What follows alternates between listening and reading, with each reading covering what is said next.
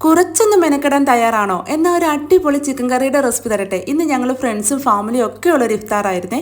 ഓരോ ഫാമിലിക്കും ഓരോ ഡിഷ്. എൻ്റെ നറുക്ക് വീണതോ ചിക്കൻ കറിക്ക്. അപ്പോൾ പിന്നെ ഒന്നും നോക്കിയില്ല, ഗ്രാൻഡ് ആയിക്കോട്ടെ എന്ന് ഞാനും വെച്ചു. വാ റെസിപ്പി നോക്കാം. 3 കിലോഗ്രാം ചിക്കൻ കഴുകി വൃത്തിയാക്കി അതിലേക്ക് 2 ടീസ്പൂൺ കാശ്മീരി മുളക് പൊടി, 1 ടീസ്പൂൺ മഞ്ഞൾപ്പൊടി, 2 ടീസ്പൂൺ മല്ലിപ്പൊടി, 1.5 ടീസ്പൂൺ ഗരം മസാല, 1 ടീസ്പൂൺ ഇഞ്ചി വെളുത്തുള്ളി പേസ്റ്റ്, 1 ടീസ്പൂൺ തൈര്, ആവശ്യത്തിന് ഉപ്പും ചേർത്ത് മാരിനേറ്റ് ചെയ്ത് മിനിമം ഒരു 2 മണിക്കൂർ ഒന്ന് റെസ്റ്റ് ചെയ്യാനായിട്ട് വെക്കാം. ആ സമയം കൊണ്ട് നമുക്ക് പണിയുണ്ട്. ഒരു പാനിൽ 3 ടീസ്പൂൺ കാശ്മീരി മുളക് പൊടി, 3.5 ടീസ്പൂൺ മല്ലിപ്പൊടി ചെറു തീയിൽ നന്നായി ചൂടാക്കി ഈ ഒരു കളറാകുമ്പോൾ തീ ഓഫ് ചെയ്ത് മാറ്റി വയ്ക്കാം.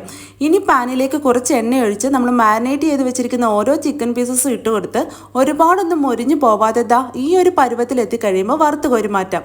അങ്ങനെ എല്ലാ പീസസും ഞാനിവിടെ വറുത്തെടുത്തിട്ടുണ്ട്.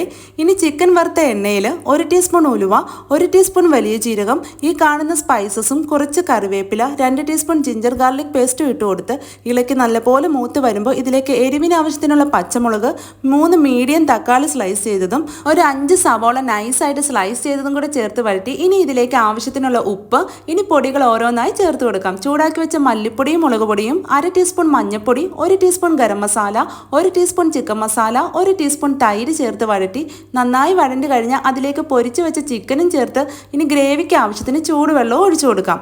തിള വരുമ്പോൾ അതിലേക്ക് കുറച്ച് മല്ലിയിലയും കുറച്ച് കറിവേപ്പിലയും ഇനി വറുത്ത് കോരി വെച്ച സവോളയും കാഷ്യൂവും മുന്തിരിയും ചേർത്ത് തീ ഓഫ് ചെയ്യാം. കുറച്ചൊന്ന് മെനക്കെട്ടാലും ഇതിൻ്റെ റിസൾട്ട് കിടുവാട്ടോ. അപ്പോൾ എല്ലാവരും ഒന്ന് ട്രൈ ചെയ്ത് നോക്കുമോ. ഇതേപോലുള്ള ഈസി ആൻഡ് ടേസ്റ്റി റെസിപ്പീസിന് നമ്മുടെ ഈ പേജ് ഫോളോ ചെയ്യാനും ലൈക്ക് ചെയ്യാനൊന്നും മറക്കല്ലേ. അപ്പോൾ ഇത്തരം റെസിപ്പീസുമായി നമുക്ക് വീണ്ടും കാണാം. Okay, by.